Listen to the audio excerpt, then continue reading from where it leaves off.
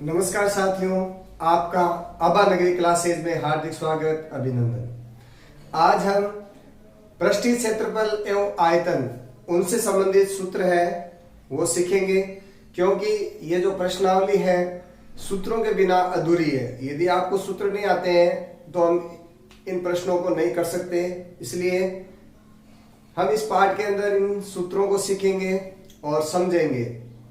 तो पहला सूत्र है हमारे पास घन का संपूर्ण पृष्ठीय क्षेत्रफल। तो घन कैसी आकृति होती है? अपना एक पासा होता है ना, पासे जैसी आकृति होती है। आकृति भी बना देते हैं साथ में, देखो, जिसकी सभी भुजाएं समान होती है।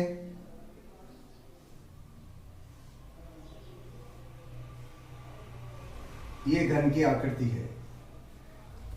जब पूछा जाता है इसका संपूर्ण पृष्ठीय क्षेत्रफल, तो संपूर्ण पृष्ठीय क्षेत्रफल में इसके जितने भी पृष्ठ हैं, 6 पृष्ठ है, 6 का हमें क्षेत्रफल निकालना है। और 6 क्या है? इसके वर्ग है, और वर्गों का क्षेत्रफल क्या होता है? भुजा गुणा भुजा। तो इसका मतलब क्या हो गया? 6 गुणा भुजा। ठीक है, इसके 6 पृष्ठ है। संपूर्ण पृष्ठीय क्षेत्रफल तो कितने पृष्ठ है? 6 है। तो इसका सूत्र हो जाएगा 6 गुणा भुजा स्क्वायर। ये तो इसका संपूर्ण पृष्ठीय क्षेत्रफल है। और यदि आपसे पूछे केवल पृष्ठीय क्षेत्रफल, तो पृष्ठीय क्षेत्रफल में एक तो छत नहीं होती है, दूसरा फर्श नहीं होता है, तो 4 है। तो इसका क्या हो जाएगा? 4 गुणा भुजा स्क्वायर। ये तो संपूर्ण पृष्ठीय क्षेत्रफल है। और केवल पृष्ठीय क्षेत्रफल पूछे तो वो क्या हो जाता है? 4 गुणा भुजा स्क्वायर। 4 गुणा भुजा स्क्वायर। ये दोनों में अंतर है, पृष्ठीय क्षेत्रफल और संपूर्ण पृष्ठीय क्षेत्रफल। पृष्ठीय क्षेत्रफल में केवल 4 भाग होते हैं, उन चारों का क्षेत्रफल, और संपूर्ण में ऊपर छत और फर्श ये सभी उसमें आ जाते हैं। तो 6 गुणा भुजा स्क्वायर। अगली आकृति है घनाभ की। तो घनाभ में भी यही है, घनाभ घन का आयतन। तो घन का आयतन होता है भुजा क्यूब। जिस क्यूब का मतलब क्या होता है? भुजा को आप कितनी बार लिखेंगे?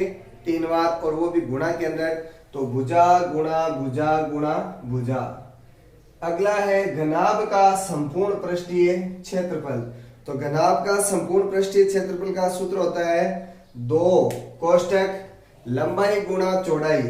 लंबाई गुणा चौड़ाई, क्योंकि ये आयताकार है इसलिए आयत का ही क्षेत्रफल लगेगा, लेकिन उसमें लंबाई की जगह कई बार ऊंचाई आ जाएगी, तो ये ध्यान रखना है।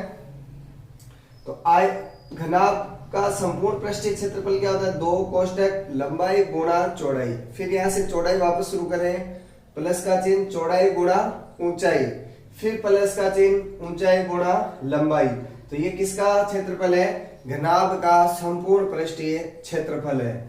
अगला क्या है? घनाभ का आयतन। हमें पता है घनाभ में लंबाई चौड़ाई ऊंचाई तीनों अलग अलग होते हैं, तो तीनों अलग अलग होते हैं। तो आयतन भी इसमें क्या हो जाएगा? इस प्रकार ये घनाभ की आकृति है, देखिए।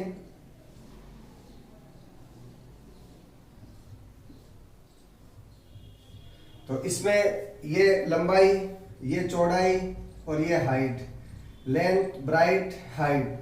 तो ये तीनों इनका जब गुणा करते हैं, लंबाई गुणा चौड़ाई गुणा ऊंचाई, तो ये इसका आयतन हो जाएगा LBH। ये आयतन है। ठीक है, अगली आकृति है बेलन का वक्र पृष्ठीय क्षेत्रफल। जैसे भी संपूर्ण पृष्ठीय क्षेत्रफल और पृष्ठीय क्षेत्रफल की बात हो रही थी, वक्र पृष्ठीय क्षेत्रफल कहाँ होता है? जो गोल आकृति होती है, पाइप है ना, उनको बेलनाकार आकृति कहते हैं। जो पिछले पार्ट में हमने उसमें पढ़ा था, तार की आकृति है, सिक्के की आकृति है, ये सब बेलन के आकार की होती है। तो एक तो होता है पृष्ठीय क्षेत्रफल, वक्र पृष्ठीय क्षेत्रफल। वक्र पृष्ठ का मतलब होता है ये गोल वाला भाग। कौन सा? ये जो खड़ा वाला भाग है ना, ये वाला, इसको आप वक्र पृष्ठ बोलते हैं। क्या बोलते हैं? वक्र पृष्ठ। और इसका क्षेत्रफल होता है 2πRh। 2πRh। 2πRh क्यों होता है? क्योंकि इसका 2πr तो ये होता है वक्र पृष्ठ, और h इसकी क्या होती है? हाइट। तो 2πRh ये रहा वक्र पृष्ठीय क्षेत्रफल। अब इसी का ही संपूर्ण पृष्ठीय क्षेत्रफल की बात करें, तो संपूर्ण पृष्ठीय क्षेत्रफल में क्या हो जाएगा?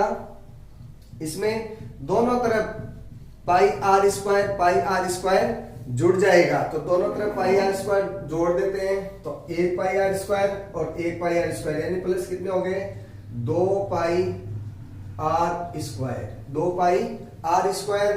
तो दोनों में देखो कॉमन जो है वो बाहर निकाल लेते हैं, इसमें भी 2 इसमें भी 2 कॉमन बाहर आ गया, पाई बाहर आ गया, आर बाहर आ गया, क्या बच गया, यहाँ एच बच गया और यहाँ आर बच गया। तो संपूर्ण पृष्ठीय क्षेत्रफल का सूत्र हो गया 2 pi are कोष्टक are plus H के दे या एच प्लस आर के दे, दोनों के सेम ही सूत्र है, 2 पाई आर प्लस एच, ये कोष्टक के अंदर ये हो जाएगा। और आया कैसे, हमने बताया वक्र पृष्ठ है और उसके दोनों जो सिरे हैं वृत्ताकार है, उनका क्षेत्रफल हम इसमें जोड़ा है। और इसका आयतन का क्या सूत्र होता है, आयतन का सूत्र होता है पाई आर स्क्वायर एच, ये इसका आयतन का सूत्र है, देख लीजिए पाई आर स्क्वायर एच है।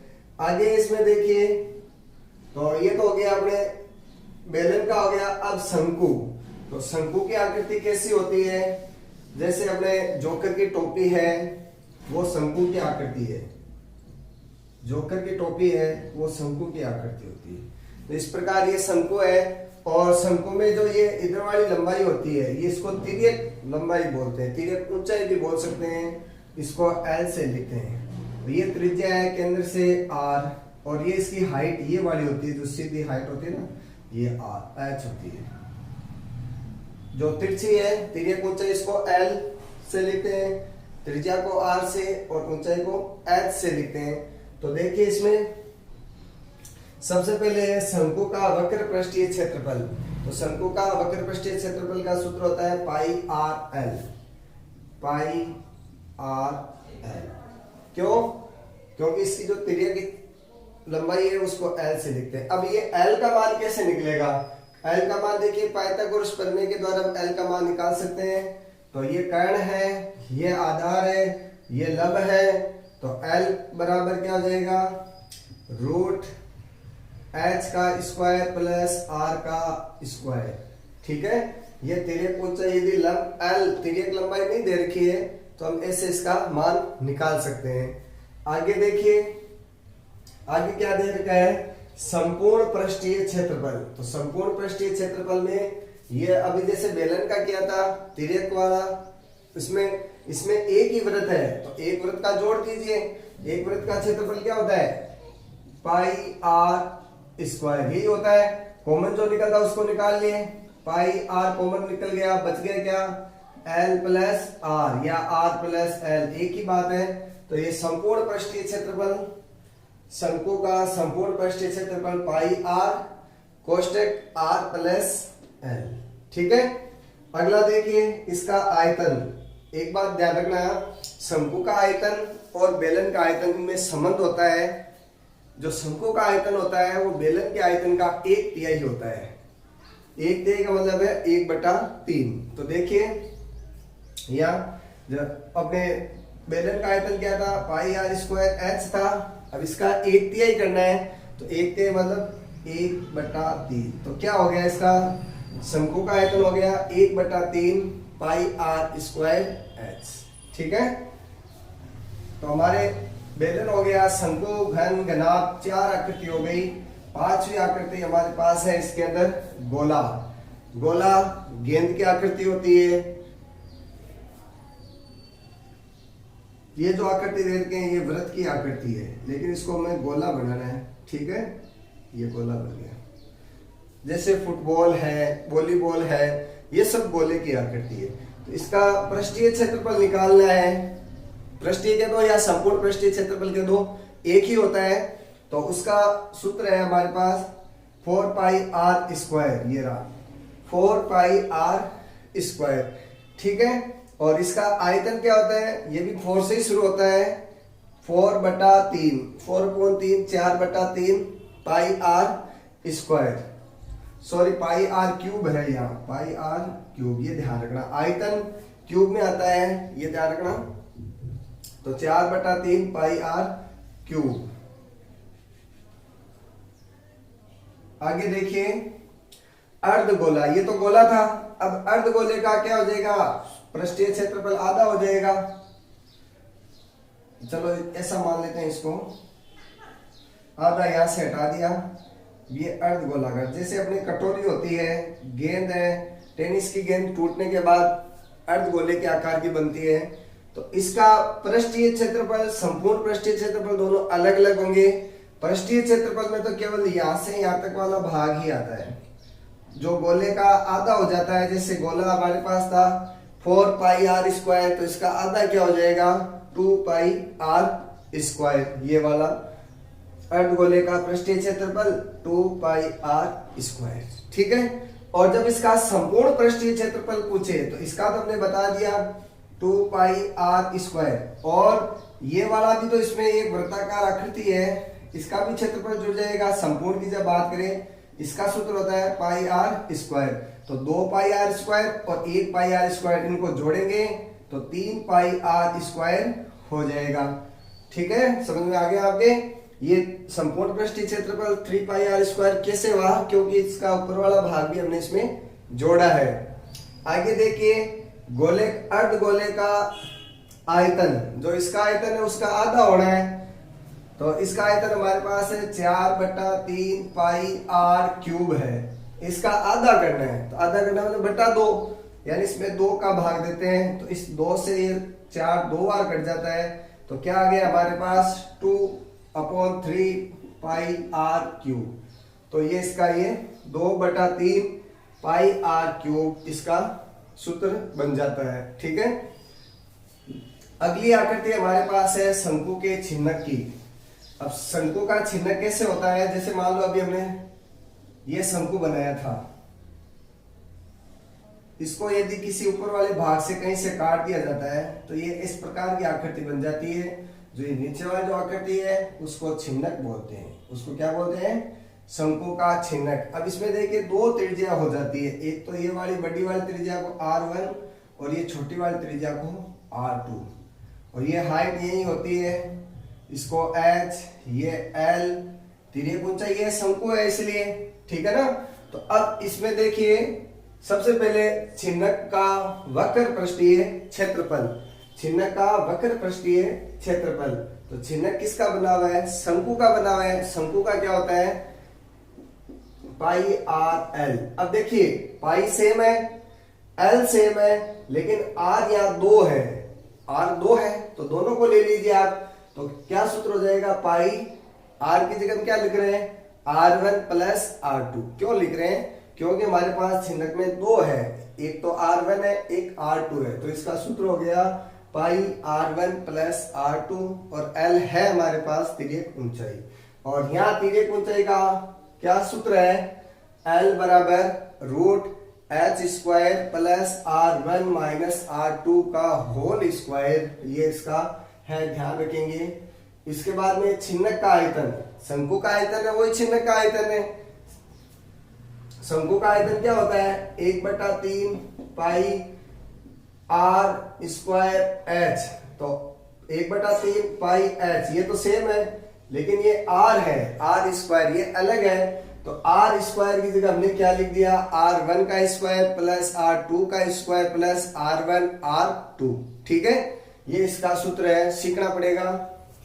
इसके बाद में छिन्नक का संपूर्ण पृष्ठीय क्षेत्रफल, तो ये रहा छिन्नक, इसमें संपूर्ण पृष्ठीय क्षेत्रफल में क्या क्या चीज आ रही है, एक तो वक्र पृष्ठीय क्षेत्रफल है, और दूसरा क्या है इसके अंदर, एक ऊपर की ओर वृत्त है एक नीचे की ओर वृत्त है। तो वक्र पृष्ठ का क्षेत्रफल तो अभी हमने सबसे पहले देखा था, क्या था, पाई R1 प्लस R2, ये कोष्टक में L।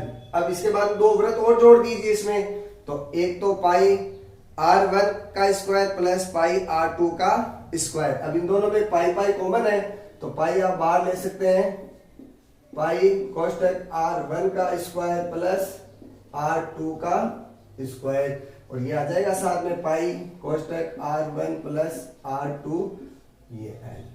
तो इस प्रकार हमारे इस चैप्टर में शंकु, छिन्नक, बेलन, घन, घनाभ ये है, और जो अन्य सूत्र है छोटे वाले वो भी आप इसमें सीख सकते हैं, जैसे आयत है, वर्ग है, 2 ही है, चलो वर्ग वृत्त ये भी और कर लेते हैं।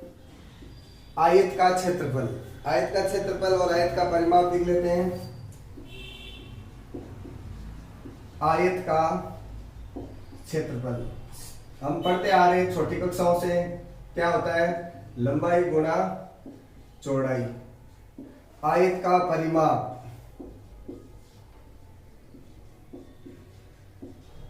आयत का परिमाप क्या सूत्र होता है, 2 कोष्ठक या लंबाई प्लस चौड़ाई होता है। क्या होता है, लंबाई प्लस चौड़ाई। ठीक है, ये हो गए आयत के। इसके बाद में वर्ग, वर्ग का क्षेत्रफल, वर्ग का क्षेत्रफल क्या हो जाएगा, भुजा गुणा भुजा, भुजा गुणा भुजा। ठीक है, और वर्ग का परिमाप, वर्ग का परिमाप, वर्ग का परिमाप होता है 4 गुणा भुजा। ये मैं सूत्र क्यों लिखवा रहा हूं, क्योंकि आपके जो 1 नंबर का ऑब्जेक्टिव टाइप का क्वेश्चन है उसमें सीधा सूत्र पूछ सकते हैं, निम्न में से कौन सा सूत्र सही है। ठीक है ना, इसलिए लिख रहे हैं हम। और इसके बाद में वृत्त, तो वृत्त की परिधि, परिधि परिमाप होती है वृत्त की परिधि। वृत्त की परिधि का क्या सूत्र होता है, इसमें किया था ना हमने 2 पाई आर, 2 पाई आर। और वृत्त का क्षेत्रफल,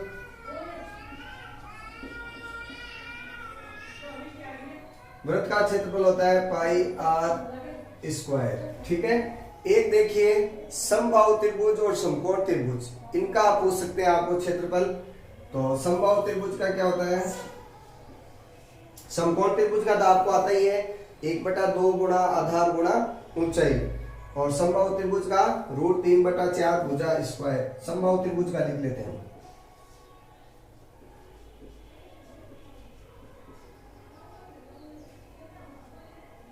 समबाहु त्रिभुज का क्षेत्रफल, इसका सूत्र होता है √3/4 गुणा भुजा स्क्वायर। ठीक है, पाई का मान 22/7 पता है हमें, या 3.14 भी लिख सकते हैं। √3 का मान लिख देते हैं। √3 का मान कितना होता है, वैसे तो प्रश्नावली में मैंने करवा दिया है, या और लिख देते हैं 1.732, और √2 का मान कितना होता है 1.414। ये आप ध्यान में रखेंगे ताकि कोई भी सवाल अपने गलत नहीं हुए। इसके बाद में वृत्त के हो गए, समबाहु त्रिभुज हो गया, समकोण त्रिभुज है। कौन सा त्रिभुज है, जिसमें पाइथागोरस प्रमेय लगता है, समकोण त्रिभुज। समकोण त्रिभुज का सूत्र होता है हमारे पास 1/2 गुणा आधार गुणा ऊंचाई। तो इस प्रकार इस पार्ट के अंदर हम जितने भी सूत्र थे वो देखे हैं, सीखे हैं। मैंने इन सूत्रों को एक साथ इसलिए लिखा है ताकि आपको सीखने में सहायता मिल सके। परीक्षा के अंदर इस प्रश्नावली से संबंधित 1 नंबर का ऑब्जेक्टिव टाइप का क्वेश्चन आएगा, तो मैं ये चाहता हूं आप इन सभी सूत्रों को सीखें और आपके ये जो 1 नंबर है सूत्र से संबंधित वो अच्छी तरह से सही होए, गलत नहीं हुए। और इन सूत्र के द्वारा हम आगे के जो क्वेश्चन है वो भी कर पाएंगे, और भविष्य में भी कंपटीशन की जो परीक्षाएं होती है उनके अंदर भी हमें इन सूत्रों की आवश्यकता पड़ती है। तो आप इन सूत्रों को सीखेंगे और इनका प्रश्नावलियों में उपयोग करेंगे। धन्यवाद।